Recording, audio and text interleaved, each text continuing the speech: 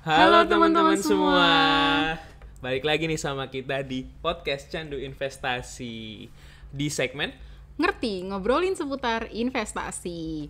Nah, jadi di segmen Ngerti ini di season 2 itu bakal ditemenin sama kita-kita nih. Sebelumnya kenalan dulu kali ya. Aku ada Dila di sini.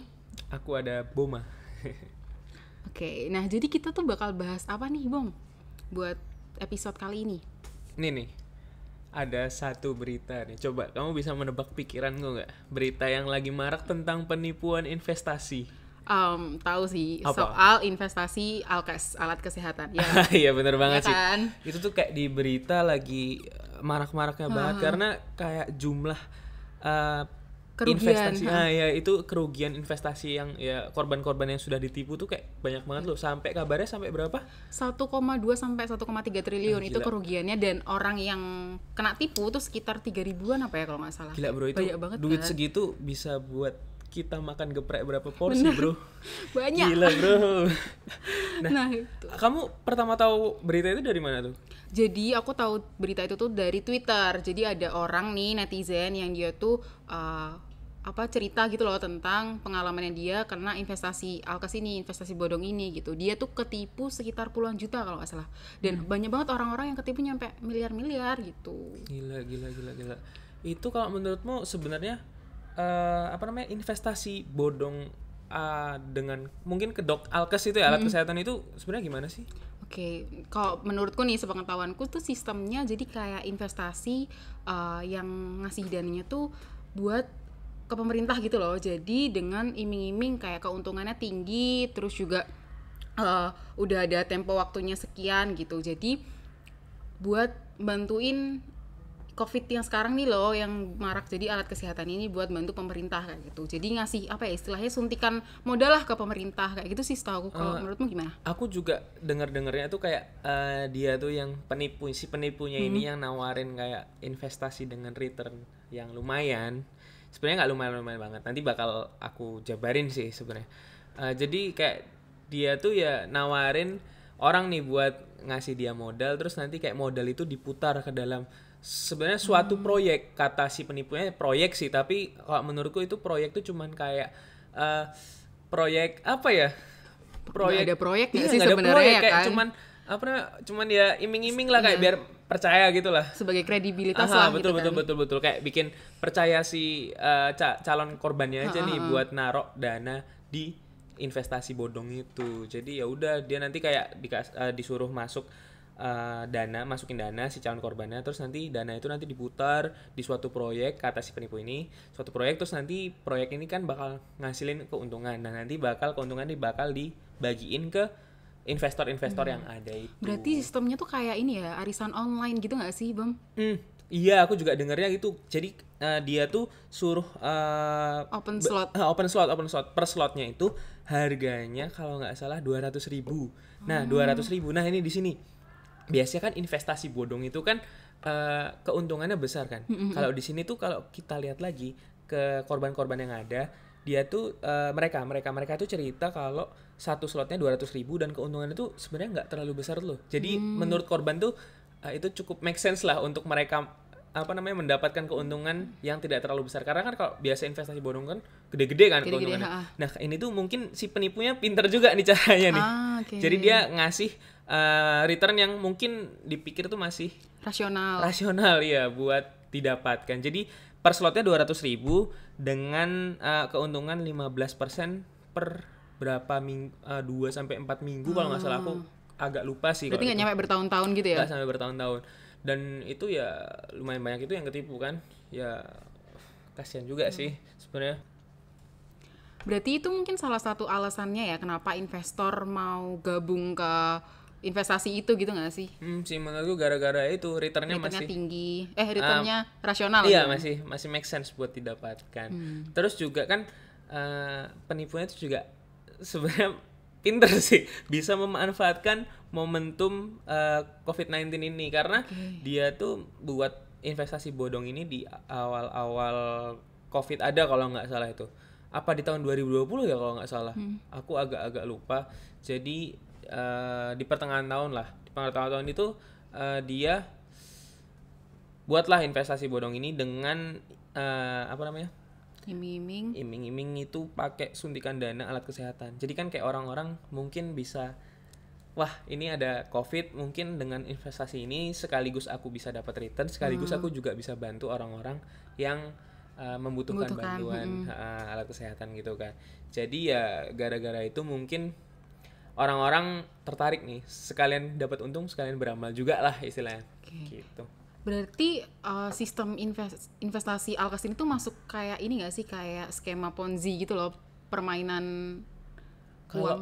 Iya nggak sih? Ponzi money game gitu. Iya, money game. Kalau money game aku agak tahu sih. Kalau Ponzi itu sebenarnya apa sih, Mbak?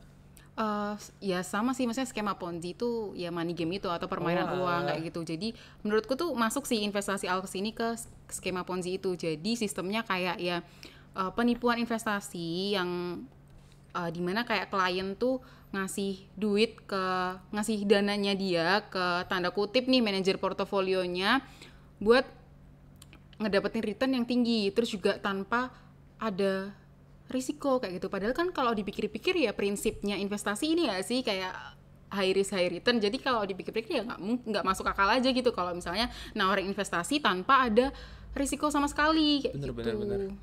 Gitu Bener sih. juga. Terus jadi lebih ke perputaran uangnya gitu loh, kayak kayak yang arisan online gitu juga kan, kayak uangnya itu tuh ditutup sama calon anggota baru. Iya kan sih?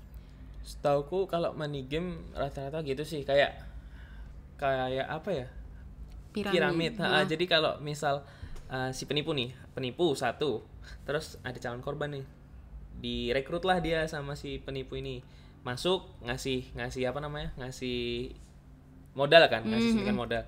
Nah terus si korban yang udah direkrut ini disuruh nyari calon korban lainnya. Jadi nanti si korban pertama ini dapat returnnya itu sebenarnya bukan dari proyek-proyek yang diimingi, tapi dari itu Dana dari anggota barunya itu kan. bener. Jadi ya kayak sebenarnya bukan investasi yang benar-benar investasi kayak hasil dari suatu proyek atau penjualan atau dan lain-lain gitulah, tapi cuman emang pure dari perputaran uang internal kalau menurut. Nah berarti gimana sih caranya biar kita tuh terhindar nih dari investasi skema Ponzi itu, gimana sih kira-kira? Dari kayak money game itu tadi ya. Dari Kalau menurutku ya yang satu pasti jangan percaya kalau ada investasi dengan return yang gede tapi resikonya kecil, karena kayak prinsip investasi bos. Oke, balik lagi Apa, high bos? risk high return. Bener. Jadi ya udah, kalau kalian pengen investasi dengan return yang tinggi, kalian juga harus berani untuk menghadapi resiko yang gede juga. Oke, berarti selain itu juga ini nggak sih proses bisnisnya dia tuh kayak nggak jelas gitu loh, karena si manajer portofolio yang penipu itu tadi tuh kayak nggak menjelaskan secara gamblang gimana sih sistemnya si investasi bodong ini kayak gitu. Jadi mereka tuh menutup-nutupi gitu loh, istilahnya kayak ya udah yang penting ada return segini, terus sistemnya secara umum seperti ini kayak gitu, nggak dijelasin secara detail kayak gitu. Itu juga bisa sih, karena kan nah di sini kita perannya harus, menurutku sebelum masuk ke suatu investasi jangan buta apa namanya, Literasi keuangannya ya. literasi keuangannya. Karena kalau misal kita buta literasi keuangan ya tadi akhirnya terjerumus. Terus juga kita harus tahu apa yang kita bakal modalin tuh loh. Kalau kita misal nggak tahu apa yang kita modalin kan pasti ya udah bisa jadi kayak gini kan. Kita nggak tahu apa yang kita modalin, kayak cuman yuk ada investasi bagus nih, returnnya gede, asal masuk, tapi nggak kita cari tahu nih sebenarnya apa yang kita bakal modalin itu. Jadi ya mau nggak mau kita harus tahu sebenarnya skema si perusahaan atau itu organisasi yang bakal kita modalin itu bagaimana. Kalau misal nggak jelas itu patut dicurigai bro, karena ya tadi ciri-cirinya salah satunya itu. Berarti ya kita harus tahu nih apa namanya legalitas dari perusahaan yang bakal kita investasi. Iya, tapi kalau nggak salah ya, aku baca di berita ini tuh yang investasi bodong Alkes ini dia ngatasnamain pemerintah juga. Oh, oke. Nah, berarti kalau kayak gitu ya agak susah juga ya. Iya sih, benar-benar. Tapi yang jelas apa namanya, yang penting kayak kita tuh harus cari tahu gitu nggak sih kalau misalnya investasi ke orang yang nggak jelas. Misalnya kalau di pasar modal kan udah ada regulatornya nih, kayak udah diawasin oleh OJK, berarti nggak bakal maksudnya risikonya tuh bakal minim banget gitu loh daripada kita investasi ke orang, apalagi teman dekat gitu kan. Ini kan biasanya korban-korbannya ya teman-teman dekat gitu nggak sih?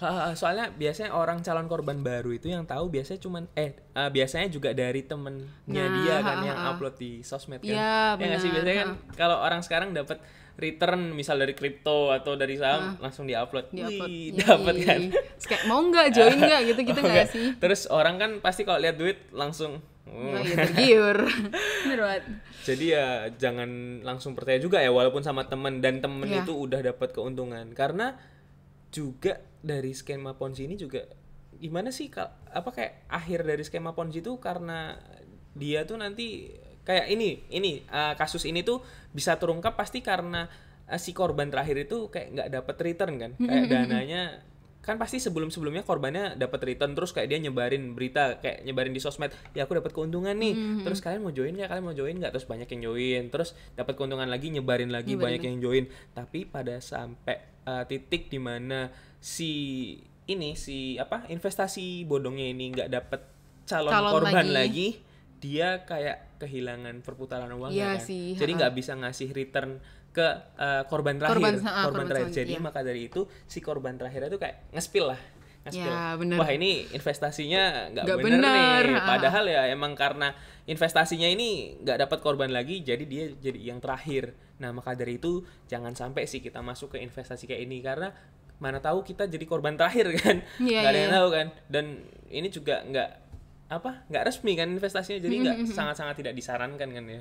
Oke, padahal tuh sebenarnya investasi tuh juga mudah nggak sih? Maksudnya asalkan kita tahu investasinya tuh bener, maksudnya ketika kita nyari mau menginvestasikan duit kita kan pasti kita harus cari tahu dulu kan perusahaan kita bakal investasi kemana, terus itu tuh duitnya gimana, maksudnya tuh bakal lebih jelas gitu loh kalau misalnya investasi di pasar modal, ya nggak sih? Bener. Apalagi sekarang kayak zaman udah digital gini, terus kayak udah banyak platform-platform yang menyediakan investasi yang resmi, terus kayak udah gampang banget loh, kayak contohnya ada reksadana dari Bibit. Nah mungkin yang Bibit itu bisa tuh nanti kita bahas di episode selanjutnya. Karena menurutku tuh Bibit itu salah satu platform yang bener-bener user friendly banget loh. Jadi kayak kita yang bener-bener baru pengen terjun ke dunia investasi, itu menurutku gampang banget tuh loh buat gunain aplikasi itu dan berinvestasi di sana. Karena di sana juga kita nggak dituntut buat tahu literasi keuangan. Karena udah dikelola, maksudnya udah diatur sama manajer investasi ya kan? Untuk lebih lanjutnya nanti bakal dibahas di episode selanjutnya sih. Jadi kalian harus pantengin podcast kita di next episode. Betul. Tapi kok omong-omong ini muka kita gelap banget ya. Kayaknya ada yang belum lupa dinyalain. Oh, buat closing, kita nyalain ini ya. Biasanya kalau opening dinyalain, ini closing dinyalain, nggak apa-apa ya? Nggak apa. Masih awal bro. Nyalain nggak sih? Oke, sambil kita tutup ya. Oke, boleh. Oke guys, berarti sampai jumpa di podcast Candu Investasi. Oh iya, jangan lupa nih buat teman-teman bisa follow Spotify-nya kita, Candu Investasi, dan juga Instagram KSPM UPN VY. Gitu sih, mungkin sekian dari kita. Bye-bye, see you. Bye-bye.